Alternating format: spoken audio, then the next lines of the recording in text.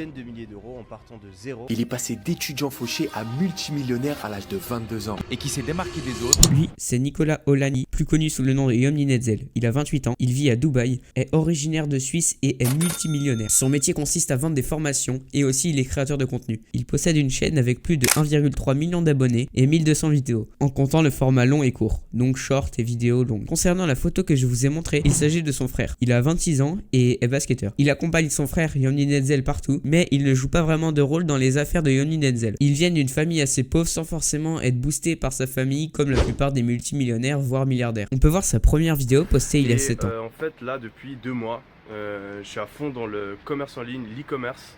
Et en fait je reprends cette chaîne pour faire des tutos de nouveau. Cet extrait que je viens de vous montrer, on peut voir sa première vidéo postée sur sa chaîne il y a 7 ans. En réalité il y avait déjà une autre chaîne auparavant. Dans cette vidéo intitulée Le retour d'IE, j'ai fait 40 000 € en 2 mois sur Shopify, point d'interrogation. Il était déjà lié à l'argent dès ses débuts sur YouTube. Si on revient sur son parcours scolaire, il avait 21 ans à l'époque, donc il venait normalement de finir ses études ou était encore en train de les poursuivre. Yomi a fait ses études à HEC, la plus grande école de commerce de France. Il a terminé premier de sa promotion, ce qui lui a permis de bénéficier d'un échange avec Harvard, la meilleure école au monde. Sur sa chaîne, on retrouve un vlog où il passe 24 heures à Harvard. Cette vidéo est la première à vraiment marcher. À partir de ce moment-là, il a changé de direction artistique et son niveau s'est clairement amélioré. La vidéo a explosé il y a 6 ans, atteignant environ 732 000 vues, ce qui est impressionnant pour un youtubeur à l'époque axé sur des FAQ de dropshipping quoi. Une fois à Harvard, il a lancé son premier business en investissant 1000 francs suisses, donc environ 900 € aujourd'hui. Il vendait des services de communication en faisant des publicités de restaurants et de bars, comme on peut le retrouver dans cet extrait. Et donc j'ai réussi à trouver mon premier client en moins de 3 semaines. Je me rappelle, je suis allé, j'ai fait mon petit speech comme j'avais vu dans la formation et au moment où il me demande le prix, je dis 1500 francs suisses. Et j'étais sûr et certain qu'il allait se foutre de ma gueule.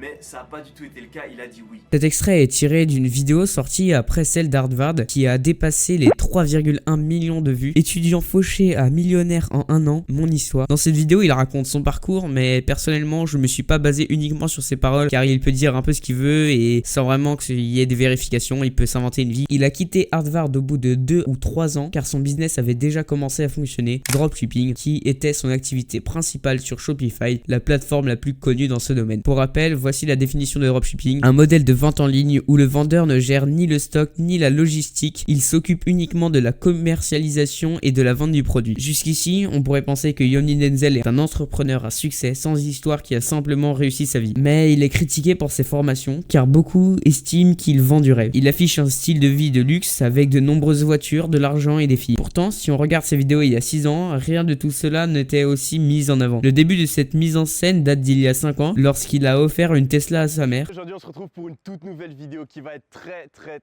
très spéciale parce que je vais littéralement offrir une Tesla à ma mère pour Noël. Dans ses vidéos, il ne cesse de répéter que ce qui l'a fait percer, c'est le e-commerce et le dropshipping. En voyant celle-là, beaucoup de gens se disent qu'ils vont acheter sa formation. Enfin, peut-être pas directement, mais au moins se renseigner. Le problème principal, ce sont ses fausses promesses. Il promet de l'argent, des vues, des abonnés, bref, du succès. Mais il ne prouve jamais vraiment son propre succès en e-commerce, car il n'en fait plus du tout et se contente de vendre en masse ses formations. C'est pour cela que je trouve cela incorrect. Même s'il met en avant des témoignages d'élèves qui auraient réussi grâce à lui. Pour aller plus loin, j'ai décidé de le contacter moi-même comme si j'étais intéressé par une formation sur son site que je ne vais pas partager pour éviter de faire de la pub. On doit entrer son numéro de téléphone juste après l'inscription. J'ai reçu un message. Salut Gabin, oui je connais bien Yomni Netzel. Je t'écris pour voir comment on peut t'aider à lancer ton business en ligne et atteindre tes objectifs. Peux-tu m'en dire plus sur ta situation? Après quelques échanges avec une certaine Laura, elle m'a redirigé vers un certain Hassan. On a discuté au téléphone, il m'a posé plusieurs questions, mon budget, mon expérience et pourquoi j'avais besoin d'eux. Il m'a ensuite proposé un second appel en visio avec lui et Yomni Netzel pour m'expliquer leur fonctionnement. Mais je n'ai pas donné suite. Ce qui m'a surpris, c'est leur insistance. Ils poussent sans arrêt à passer un appel et cherchent à en savoir énormément sur nous. Ils se renseignent vraiment au maximum. Je ne pense pas que Yomni Netzel soit une mauvaise personne, mais c'est surtout un businessman qui veut gagner un maximum d'argent sans forcément se soucier des autres. Je ne veux pas vous influencer, alors je vous laisse faire votre propre avis, mais gardez en tête que la réussite ne dépend pas uniquement de formations comme celle-ci, car la probabilité d'échec reste bien plus élevée que celle de la réussite. N'hésitez pas à vous abonner et le Discord communautaire est en description. C'était S2YS, à plus.